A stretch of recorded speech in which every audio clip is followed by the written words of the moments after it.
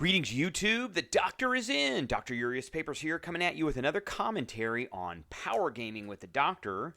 And today we're going to talk about hiding and stealth and everything surrounding it for your 5th edition Dungeons & Dragons game. All right, so what are we talking about? So we're going to go over the rules. I kind of brought up a lot of the different rules and the different places where you can find them. And we're going to tie all of it together and talk about what does it mean to hide? What are the rules behind hiding? What skills you use for it? What are all the circumstances? And then particularly what classes or what races can benefit the most. We're just going to kind of touch on that surface. Okay, so the first thing we want to talk about is the hide action. So you want to hide. And that requires an action. So it says when you take the hide action, it's an action, and this is in the action section of the player's handbook under the combat, chapter 9. You make a dexterity stealth check, and you attempt to hide.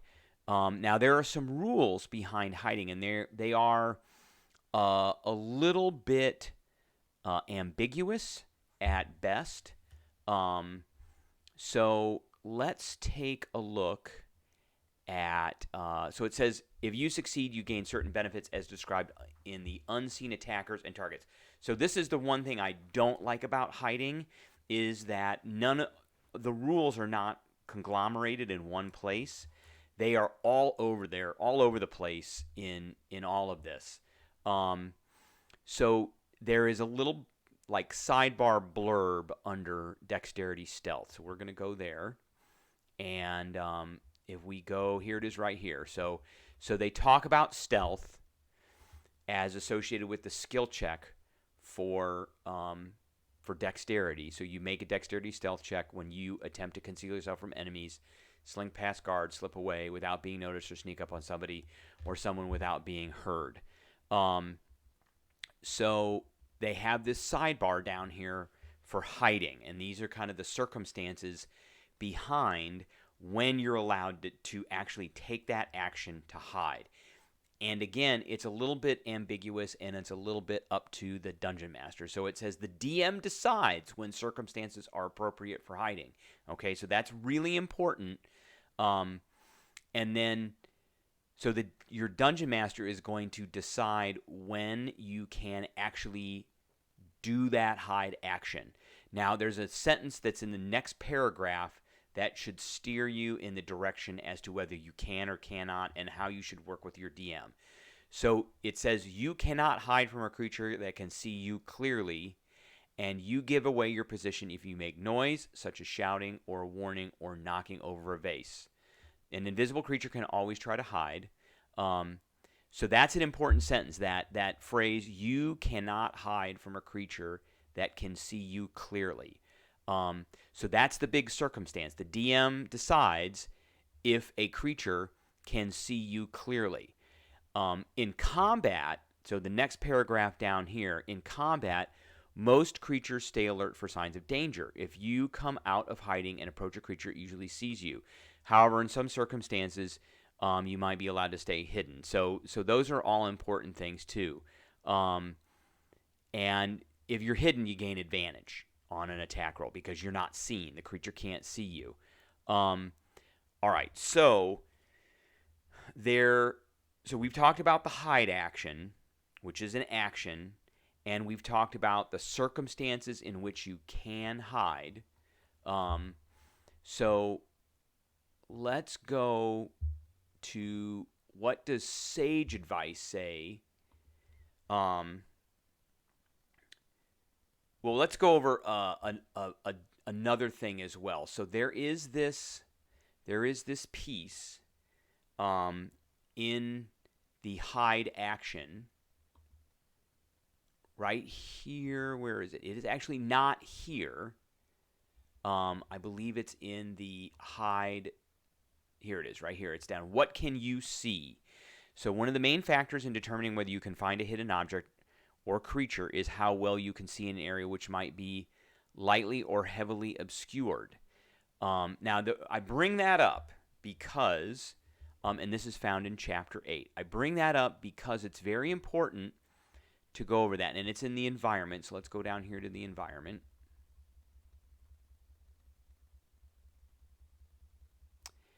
And so we've got this thing about stealth again. So here's more about stealth and noticing threats and encountering foes. But what we want to talk about is they mentioned heavily and lightly obscured. So a given area that might be lightly or heavily obscured, in a lightly obscured area such as dim light, patchy fog, or moderate foliage, creatures have disadvantage on wisdom checks that rely on sight. But remember, we talked about this part here. You can't hide from a creature that can see you clearly. So even if you're lightly in light obscurement, a creature can still see you. So I can still see something that's in dim light or patchy fog. It's there. It's in front of me. It's obvious. Heavy obscurement is different. That causes you to not be seen at all, but also could cause you to not be able to see what's in front of you. So now that I'm bringing these up because there are circumstances tied to certain races that can actually hide in lightly obscured areas, or in certain circumstances where a normal individual that doesn't have a certain ability wouldn't be able to take advantage of. So let's go to that. And it's the Halfling Lightfoot race and the Wood Elf subrace. So let's look at Sage Advice. And what does Sage Advice say about this? Well, Sage Advice says, do the Lightfoot Halfling and the Wood Elf hiding racial traits allow them to hide while observed? So the Lightfoot Halfling gets naturally stealthy. We're going to look at that. And the Wood Elf gets Mask of the Wild. So what does naturally stealthy mean? So you can attempt to hide even when you're obscured only by a creature that is at least one size larger than you. So the Lightfoot Halfling is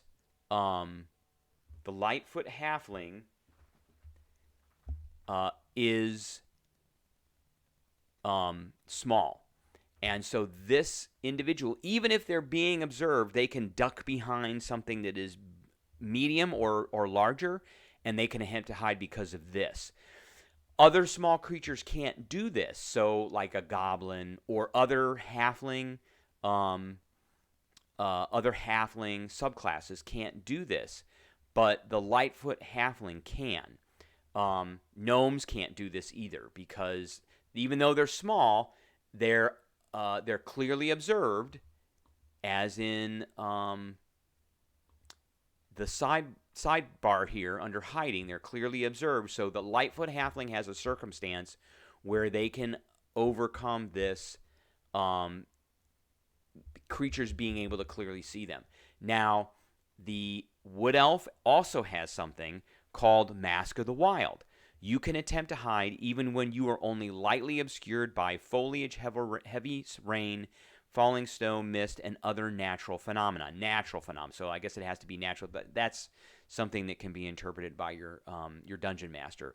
So again, a human that is in mist, so lightly obscured mist, couldn't hide because they're clearly seen according to the hiding sidebar. But there is a circumstance that is cut out for the Wood Elf where they can hide in things that only lightly obscure them, like heavy rain, foliage, falling snow, mist, whatever. So they could duck in a bush and hide. So what does the Sage Advice? So it got asked, do the Lightfoot Halfling and the Wood Elf hiding racial traits allow them to hide while observed? And the answer is, normally you can't hide from someone if you're in full view. A Lightfoot Halfling, though, can try to vanish behind a creature one size larger, and a Wood Elf can simply hide by being in heavy rain, mist, blah, blah, blah. It's as if nature itself cloaks a Wood Elf from prying eyes, even eyes staring right at the elf. Both subraces are capable of hiding in a situation where most other creatures can't, but neither subrace's hiding attempt is assured because they still have to make a dex check. Now that dex check is countered by a perception check. And remember, with the lightly obscured, if you're hiding in a lightly obscured area, then those perception checks are made at disadvantage, which is even better. So they're at disadvantage, and you may get some other circumstance that could give you advantage at hiding as well, in stealth. All right, so one of the factors that a lot of dungeon masters don't play with, they don't use these rules, are the surprise rules. And this is rules as written, and really it should be used, especially with Adventurers League. If you're playing Adventurers League, you have to use rules as written, and here it is right here. So the first step in combat is the DM determines whether anyone involved in the combat is surprised. And here's how surprised works. So the DM determines who might be surprised. If neither side tries to be stealthy, they automatically notice each other. So everybody sees everybody else. Otherwise, the DM compares the dexterity stealth check of anyone hiding. Remember, so to be able to hide, you have to have the circumstances to be able to hide.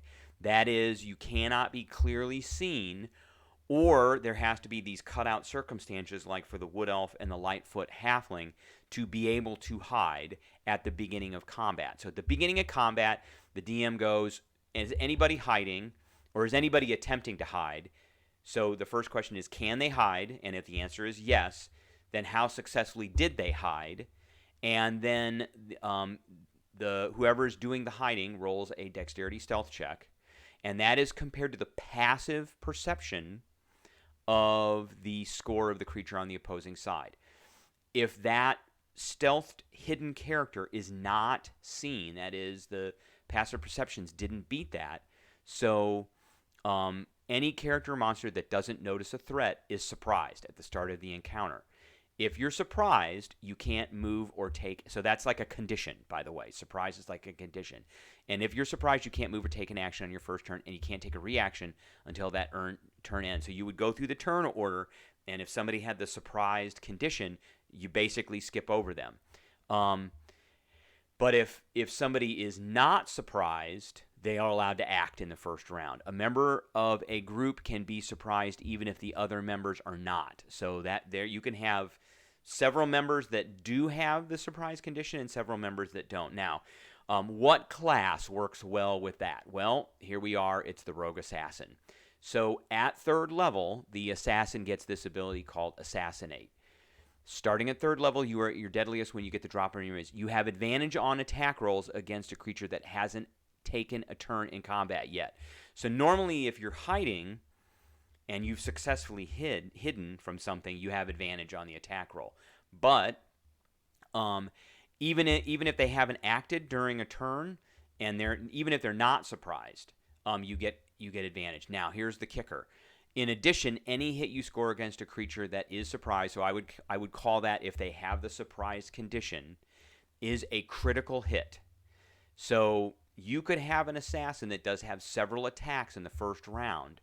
That person is surprised for the entire first round.